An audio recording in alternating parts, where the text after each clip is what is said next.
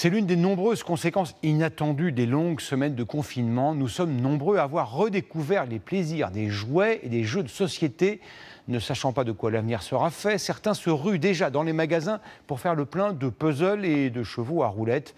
Plusieurs enseignes ne sont pas loin de la rupture de stock. C'est le grand format de ce 20h, signé Victoria David, Alexandra Poupon et Thibaut Bruck. 1, 2, 3, 4, Terminer les écrans. Depuis le confinement, cette famille sort les jeux de société.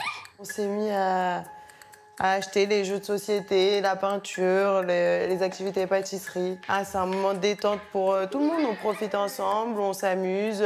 Jeux, puzzles, activités manuelles. Marine et ses filles ne sont pas les seules à s'être ruées dans les magasins de jouets. Je pense qu'on a rattrapé un petit peu le retard. Ouais. Le fait d'avoir été un peu privé, on peut-être dépense un petit peu plus. Après qu'on soit déconfiné, on est venu beaucoup.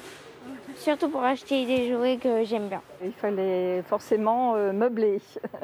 Depuis le déconfinement, le marché du jouet est en hausse de 15% par rapport à l'année dernière. En tête des ventes, les puzzles et jeux de société, plus 30% pour cette enseigne spécialisée. De quoi largement rattraper les 2 mois de fermeture. C'est une tendance qui se prolonge encore ces dernières semaines. La question qu'on se pose, c'est est-ce que les gens finalement utilisent le budget qu'ils auraient pu consacrer aux jouets pendant le confinement pour venir acheter du jouet maintenant, ou est-ce qu'ils sont en anticipation des achats de Noël? Ça, malheureusement, aujourd'hui, on ne le sait pas. Donc là, on a fait le stock au niveau de tout ce qui est jeux ados, adultes. Des montagnes de jeux en stock. Pour faire face à la demande, le magasin a anticipé. À cette date-là, l'an dernier, la réserve n'était pas aussi pleine. Là, vous avez devant vous une livraison de 24 palettes qui vient arriver. C'est des choses qu'on ne voyait pas arriver normalement avant fin octobre, début novembre. En ligne de mire, Noël. La marque espère continuer d'attirer les clients grâce à ses nouveaux services de drive et livraison à domicile, indispensables en cas de nouvelles restrictions sanitaires. Les grandes enseignes ont le sourire, les petites aussi. Les ventes ont bondi de 20%, tous magasins confondus. Inespéré pour cette indépendante. Made in France, hein. Je pensais en fait que les clients qui avaient commandé sur Internet parce qu'ils ne pouvaient pas sortir et fréquenter nos magasins continueraient dans cette démarche. Et pas du tout, ça ne s'est pas du tout passé comme ça. Et heureusement pour nous, les clients reviennent. En bout de chaîne, les fabricants s'activent pour fournir les magasins. Du jamais vu dans cette usine française. Ici, on fabrique des jeux de société sur le thème de l'environnement. Face à la demande, on a dû relancer une nouvelle production, maintenir la chaîne, recruter des personnes qui reviennent travailler pour livrer les nouvelles commandes. 10 personnes recrutées, ligne d'assemblage doublée, des centaines de jeux stockés. Encore confidentiel il y a quelques mois, l'activité de ce fabricant a décollé avec le confinement.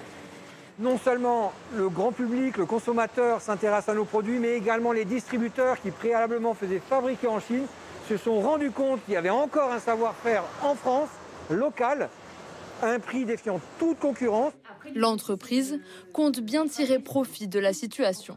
Après, peut-être qu'on peut imaginer un cartouche de la même couleur assez léger, pour justement que ça soit moins... Ça risque de brouiller, non mais... Ce jour-là, dernier réglage sur le prochain jeu de la marque, qui sortira avec 1 an d'avance. Une fois les jouets fabriqués, reste à les transporter. Un défi, même pour les géants du secteur. 110 camions sortent d'ici tous les jours. Vas-y, c'est bon! Cette grande marque américaine nous a ouvert les portes de son unique entrepôt français, en plein marathon. Ça, c'est là où on fait toute la préparation de commande. Tous les containers, ils sont finis de décharger, on en a encore? Il y en a encore. Sur quoi, la Réapro ou sur les... Ouais. 3000 mètres carrés, 9 mètres de haut, suffisent à peine. Cette année, il faut stocker et livrer 10 millions de jouets supplémentaires. Certains sont déjà en rupture de stock. On a du mal à fournir toutes les commandes. Ici, vous avez un jeu de société qui est très demandé. Si vous le trouvez en magasin, il faut se jeter dessus, ouais. L'entreprise parie sur un meilleur Noël que l'année dernière. Mais rien n'est gagné. Les 2 prochains mois seront décisifs pour tout le secteur.